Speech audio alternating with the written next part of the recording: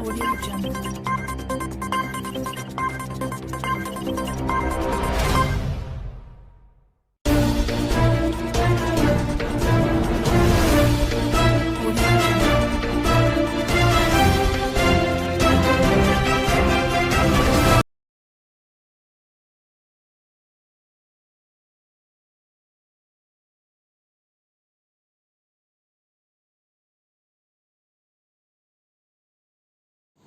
नमस्कार, मैं डॉक्टर अरुण कुमार।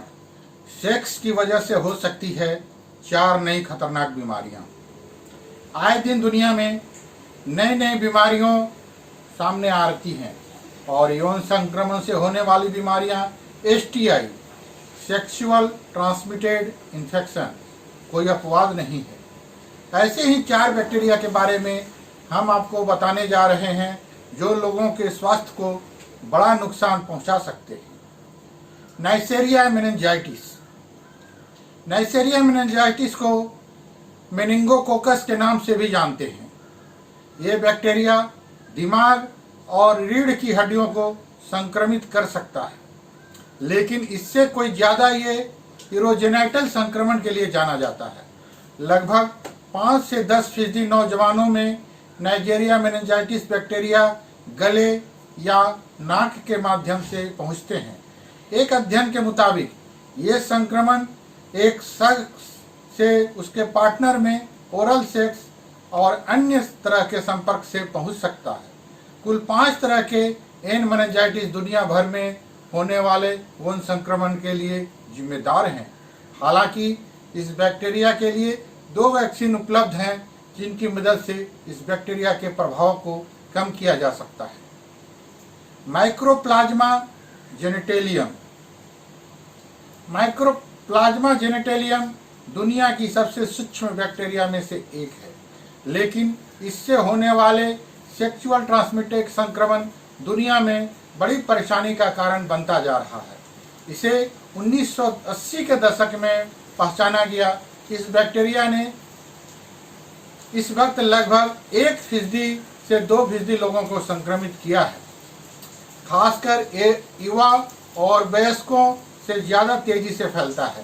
ये बैक्टीरिया महिलाओं की प्रजनन प्रणाली में पेल्विक सूजन के कारण बनता है, जिसमें बांझपन, गर्भपात, समय से पहले प्रसव, यहाँ तक कि भ्रूण तक की मृत्यु भी हो सकती है। कॉन्डोम का इस्तेमाल इस संक्रमण को पार्टनर तक पहुँचने से रोक सकता है। शिगेला फ्लेक्सजेनरी, इसे सिग्लोसिस के नाम से भी जानते हैं। ये इंसानी मल के प्रत्यक्ष और अप्रत्यक्ष संपर्क में आने से फैलता है। इस संक्रमण के बाद पेट में तेज दर्द, डायरिया जैसी शिकायत होती है और इस तरह के बैक्टीरिया अपना संक्रमण आगे तक फैलाता है। वैज्ञानिकों का मानना है कि एस फ्लेक्सजेनरी मूल रूप से ओरल सेक्स और एनल सेक्स के जरिए फैलता है। दुनिया भर में इसके संक्रमण के मामले तेजी से सामने आ रहे हैं। लिम्फोग्रानुलोमा वेनेरुम LGV, क्लेमाइडिया ट्रैकोमैटिस के असामान्य तनाव के कारण होने वाला यह STI, सेक्सुअल ट्रांसमिटेड इन्फेक्शन, भयानक संक्रमण के कारण बन सकता है। LGV के संक्रमण के कारण अस्थायी पिंपल, जननांग में अल्सर की परेशानी हो सकती है और फिर इसकी बैक्टीरिया शरीर के लसिका तंत्र पर आक्रमण कर देता है। रेक्टल संक्रमण आंत से जुड़ी बीमारियां दे सकता है। मलाशय की गंभीर बीमारियों के कारण बन सकता है। पिछले 1 दशक से LGV यूरोप और उत्तरी अमेरिका में तेजी से बढ़ता जा रहा है। खास तौर पर यह बीमारी बाइसेक्सुअल या गे लोगों में आम होती जा रही है। धन्यवाद। आपका अपना डॉक्टर अरुण कुमार।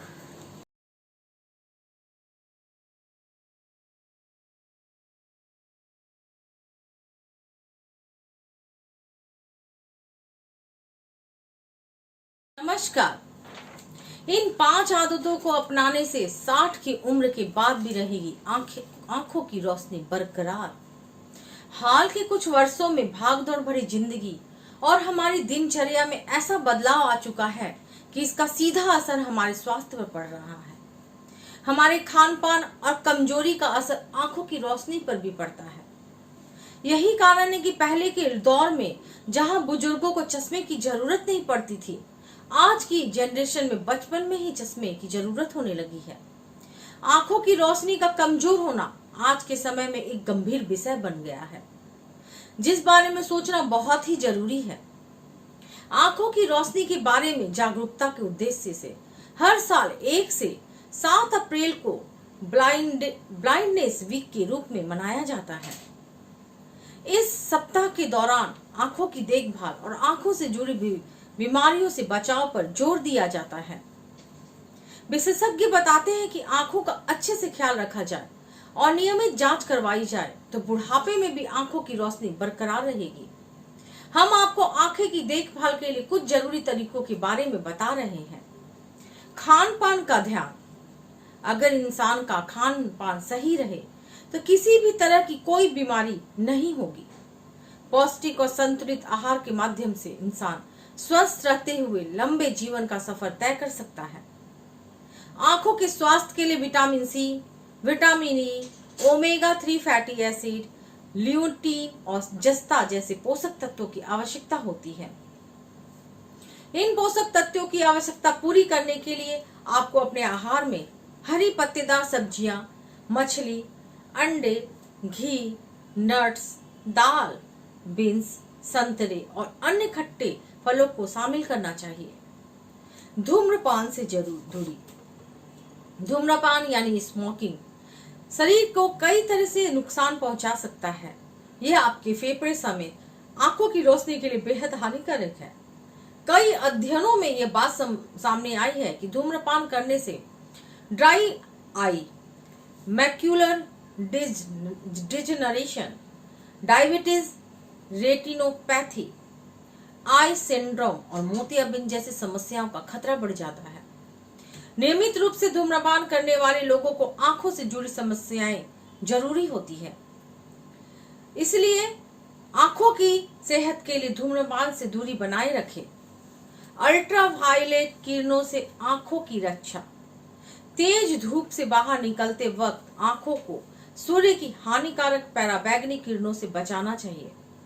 इन हानिकारक किरणों के संपर्क में आने से मैक्यूलर डिजनरेशन और मोतियाबिंद का खतरा हो सकता है।